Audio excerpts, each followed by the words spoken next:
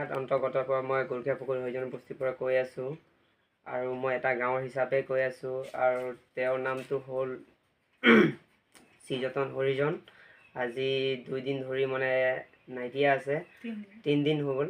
এইটো 12 তাৰিখে আৰু আমি মানে তেওঁ গৈছিলে মানে ৰজাপথাৰ লক্ষণজান আৰু নিজৰ শহুৰ ঘৰত গৈছিলে আৰু শহুৰ ঘৰত যোৱাৰ পাছত মানে তাৰ পৰা মানে ৰাতি থাকিলে ৰাতি।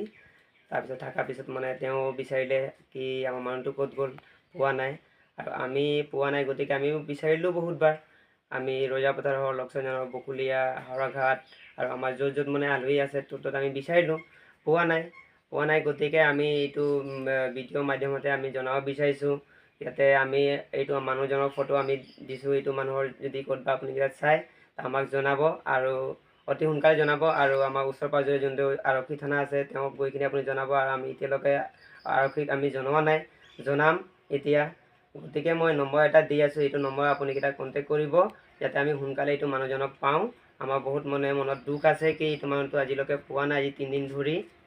আৰু নম্বৰটো দি আছোঁ, নম্বৰটো হ'ল আপোনাৰ 9395185909। এইটো নম্বৰত মানে জনাব লাগে আৰু আপুনিকেইটা এইটো নম্বৰত ফোন কৰিলে আপুনি সুধিব পাৰে। ফোন নম্বৰ লোৱা মানুহজনৰ নাম হ'ল পৱন হৰিজন। তেওঁৰ কোন হয়? তেওঁ হয় এইটো যোন মানুহজন হেৰাইছে তাৰ পুতেক হয়, সৰু পুতেক হয়। ক'ত কেনেকুৱা হেৰাইছে?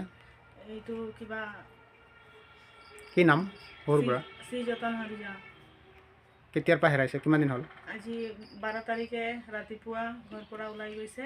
ক'ত গৈছিলে? লক্ষণজান গৈছিলে, তাৰ পৰা লাপাতা হৈ গ'ল, পোৱাই নাই। লক্ষণজান কোন জেগাত? ৰাজাপথাৰ লক্ষণজান। কেইদিন হ'ল? আজি 2-3 দিন হৈ গ'ল। এনেকুৱা ধৰণৰ আগত হৈছে নেকি? আগতো হৈছে, আকৌ আহি যায়, আকৌ আহি যায়। এতিয়াতো বিচাৰিখিনি পোৱাই নাই। ক'ত ক'ত বিচাৰিছে?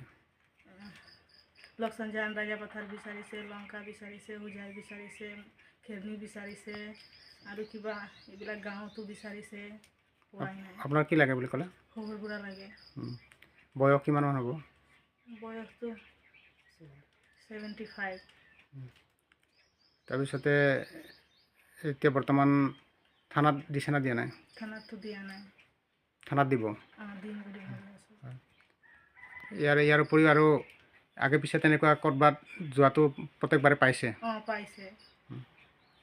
এতিয়া কি ক'ব আৰু এনে ৰাইজক ক'ম যে আমাৰ অনুৰোধ জনাইছোঁ যে এইটো য'তে পাই এইটো ফোন নম্বৰ দিয়া আছে, এইটো ফোন নম্বৰত ফোন কৰিলেই হ'ল।